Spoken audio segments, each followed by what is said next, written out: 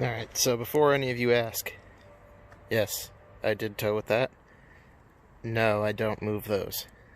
Those trailers by themselves, I'm pretty sure weigh as much as the steer and this trailer combined. So this is going to be my 1 year update on the truck, considering I had it exactly a year, April 11th, 2020. That was the date I bought it in 2019. And overall, really freaking happy with it. This is not something I do regularly, but I've done it enough to say that, like, yeah, the truck does it pretty comfortably. I mean, there's some squat, and it's all a matter of the weight is within what it's able to tow. The skid steer on the trailer is like 6,900 pounds, and, you know, give or take 50 pounds, depending on if the tank's full or not. The only thing that's a little bit scary is I don't have a brake controller, and aside from that, these trailer brakes are disconnected anyway. So, you know, you got to be careful with that. I've only done it in emergencies or if I needed it myself and couldn't get one of the company trucks. And it's fine. Getting it up and going, it takes a little bit more effort than you would tend to think it would. I mean, yeah, just keep the RPMs around, torque peak and everything, but other than that, the squat ain't too bad. And the thing that's nice is, unlike with travel trailers and everything, I can adjust where this is loaded to keep my tongue weight down. Where it sits right now, it's about 800 pounds of tongue weight, which is more along the lines of what it should be. But in reality, if I move the skid steer back another 2 inches or so, it comes down to 600, and then the thing don't squat as bad, and you know, the truck's just overall happier. It doesn't really get any of the porpoising or any of the weird shakes or anything. I mean, I had this up on the interstate at like 65, 70 miles an hour, and, you know, it felt fine, even with a pretty strong crosswind. But that's enough about the towing and everything. As far as the truck, I haven't done much to it in the last year. The only big thing I did was the headlights, and I think I talked about it. I did the retrofit kit from TRS, the actual drop-in one. So these are actually HID projectors now, and I love them. I've been thinking about doing the LEDs for the fog lights. Haven't really gotten around to it yet. I don't feel like spending the money.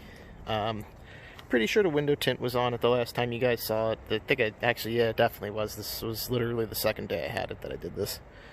And I did end up having the bed liner done through one of the GM certified installers. This is one of the shops that, like, if damage occurs to the factory bed liner, they're certified to redo it. So they did this allegedly to OEM specs, and I don't know if you guys can tell, it's all peeling off and everything. That happened within a couple of days of me getting it back from them, and they said they'd honor it. I just haven't taken it back there because they did some other things that I wasn't necessarily happy with, mainly when they sprayed it. You can't really tell unless the light hits it a certain way, but they masked off the bed fine. The bed was all masked off and everything. There's no overspray from the bed liner on that. And they put a tape line with a tarp somewhere about here, and let's just say from here forward there's a ton of overspray on it. When I got the truck back, the first thing I noticed was looking through the windshield was like looking through a truck that had driven behind a salt truck for about 300,000 miles. Like, in direct sunlight, it was almost undrivable how bad the glare was. The windshield legitimately just looked sandblasted from the amount of overspray on it. And the thing that sucks about the bed liner is unlike clear coat where you can buff it down, nothing I have tried worked. I even tried using a razor blade to scrape down the windshield, and all that really did was put like micro scratches in it, which made it look even worse. So that's why I did it in like a really inconspicuous place. I think it was down here in this corner. And ultimately what ended up working was I just dumped a ton of water on it with my garden hose and left the wipers on for a few hours, and that at least knocked it down to where it was tolerable. But going to work in the morning or going to class in the morning, like 7:30, where the sun's like pretty much straight through the windshield, it looks terrible. That's not so much a problem with the dealer, it's more a problem with one of the certified centers for it.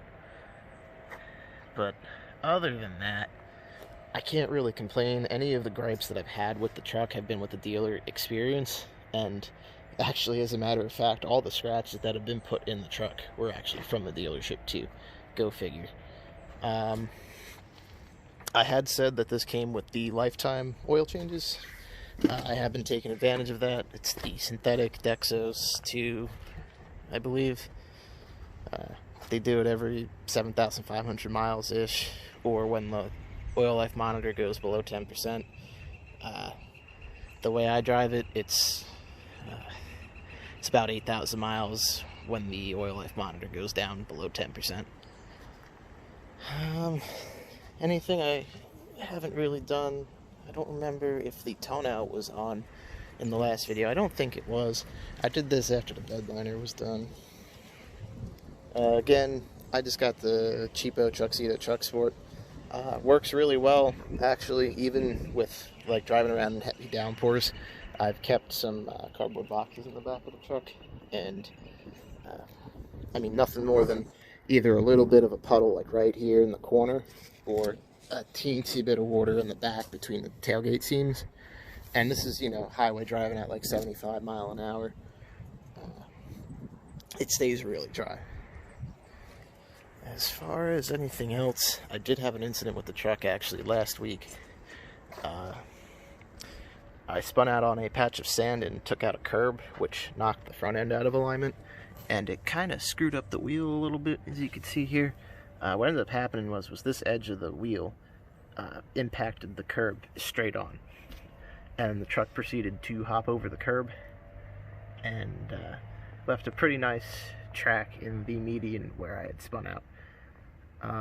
Ultimately, what had happened was it was an on-ramp with a sweeping bend, and basically I didn't see the patch of sand at the onset of the on-ramp, so while I was braking, as soon as the front tires hit the sand, the ABS kind of just started to freak out, which I had corrected for, but the ABS corrected faster than I did, and that's ultimately what led to the truck just plowing straight into the curb. I mean, you're talking about a 2 or 3 foot distance that the truck skid before it impacted with the curb. Nothing too major, but I took it to the alignment shop. They threw it up on their machine. I don't really trust the dealer with this kind of work. I use the same shop that we take our heavy equipment to, and basically he was like, yeah, he's like, you know, you could have screwed up the control arms with the impact, or, you know, you could have bent a tire out, a ball joint could be screwed up. He's like, there's good things, but he's like, let me just put it up on the rack. He's like, I'll make sure the frame's straight. And he's like, what I'll try to do is I'll try to just align it just by messing with the lower bolts first and see if that brings it back into spec. And he gives me a call a couple days later. This is, you know, during quarantine, obviously, so like I'm not really driving the truck to begin with, so I didn't mind that it was out of commission. And he goes, yeah, no, he's like, the way you impacted, all it did was it spun the lower adjusting bolts. He's like, brought it right back into spec with that, drove it up and down the street. He's like, doesn't pull anymore, drives straight, the steering wheel's back to being straight. And, you know, it was like $80 for the alignment. I threw him like a $25 tip, and I said, thank you so much, enjoy your day. And that was that. He did suggest replacing the wheel, though. He said toward the back, I think there were stress cracks. I'm not 100% sure if that was him or if that was somebody else who was checking it out at the marina the day it happened. But they're not sure if it was just the enamel coating that had cracked or if it was actually the rim itself has stress cracks. But finding this at takeoffs is pretty easy for these trucks. So, you know, not a big deal on that. As far as the transmission stutter, whatever you want to call it, I had said in the last video that I hadn't had an issue with it. Basically, a week or two after that video was made, I actually ended up taking it in for an unrelated problem. I have a slip-bang shift first to second sometimes. They still haven't figured that out. And basically what happens is, like, if the truck's hot, I shut it off, I go, run into a convenience store or whatever, come back out, leave, immediately go to like a stop sign right after starting it, and then go and take off. The first is fine, and it grabs second, and then it like kind of goes back into neutral, and it bangs in the second gear hard. As of right now, they haven't been able to figure that one out. It doesn't happen, I've noticed, if I let the truck idle for a couple minutes before putting it in drive. So, like, let's say I come back out, I start it up, I put on my seatbelt, I take a couple sips of my drink or bite of my sandwich, and then I back out, and it's usually fine. It's when I just put everything on the seat, buckle up, and go that it seems to do it. I don't really know if there's a direct correlation between that. I haven't really been monitoring it that well.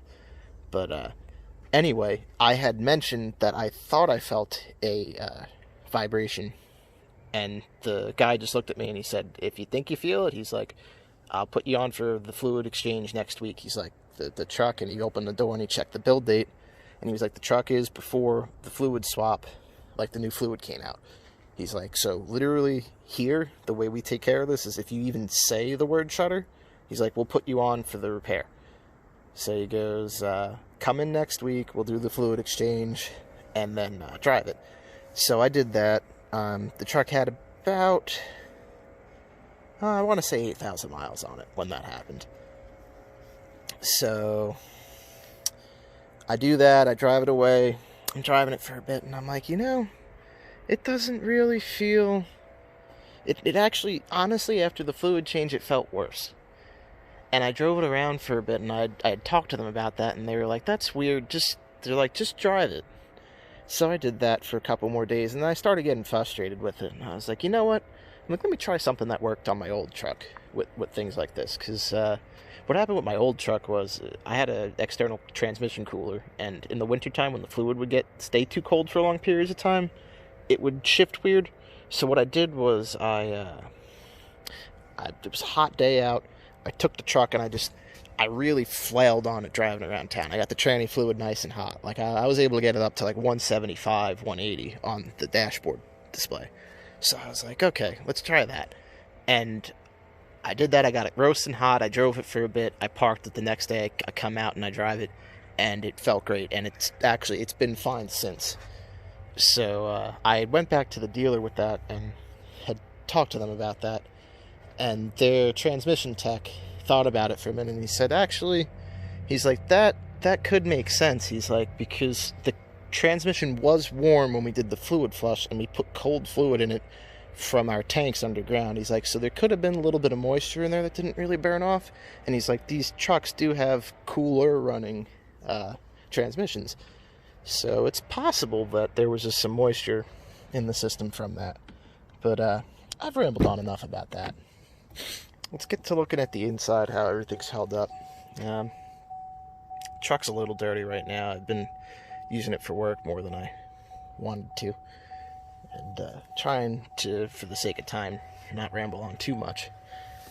As it sits right now, 30,156 miles. So I definitely drive it quite a bit. I don't remember, I don't think it was, I had talked about installing a power inverter under the rear seat. Again, don't mind the mess. Sorry. I've been using it for work. And I have to, I can do this with one hand here. There we go. So this was in my old truck, and it's nice just for charging like Joe batteries and things like that while I'm on sites that don't generally have power. And all I did was I just ran the power wire. The ground's grounded to the seat bracket like in my old truck, and the power wire runs under my under the sill here, all the way up to under the hood. And I just tapped it in right at the battery. I know I had spoken about the air conditioning lines having to be replaced like the weekend I got the truck, and as you can see, the corrosion at the solder joints hasn't come back either. Brazed joints? They're aluminum, maybe that's brazed. Weld? I don't know. But yeah, all I did was I ran it up with a fusible link, and it's just hooked up right at the battery. Nothing crazy. I don't pull the full 1500 amps through it either, 1500 watts through it either. Like I said, just drill batteries and maybe a quarter drill, which is, maybe 7 amps peak. other than that, the truck's been damn reliable. I tow my boat a lot with it, which is closer to 4,000 pounds, and you hardly even notice that's back there. This, you notice it. It's not bad, it's not uncomfortable, it's not, you know, scary to drive or anything like that, but, yeah, it's, you know it's back there.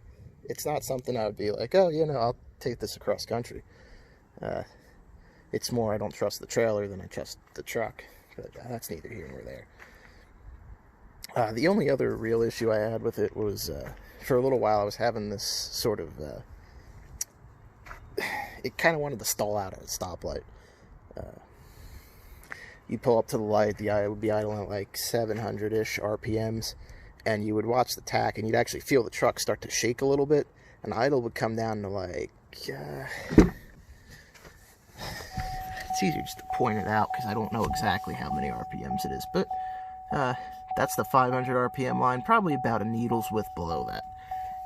And that's a little bit out of spec for the idle RPMs, and I'd taken it in for service on that, and what was kind of annoying was they didn't consider anything related to that problem covered under the bumper-to-bumper warranty, so they ended up making me pay out of pocket for the repairs. I mean, again, well, it is what it is. They cleaned the throttle body.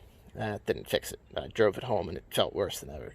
But coincidentally, later that weekend, the battery actually went dead, and like stone dead. I had the radio on for probably 2 hours or so, and I guess that's enough to kill the battery in this, because the radio actually shut off and nothing in the truck had power. So I put the battery charger on it, started it up, drove it around, and it actually hasn't come back since that happened.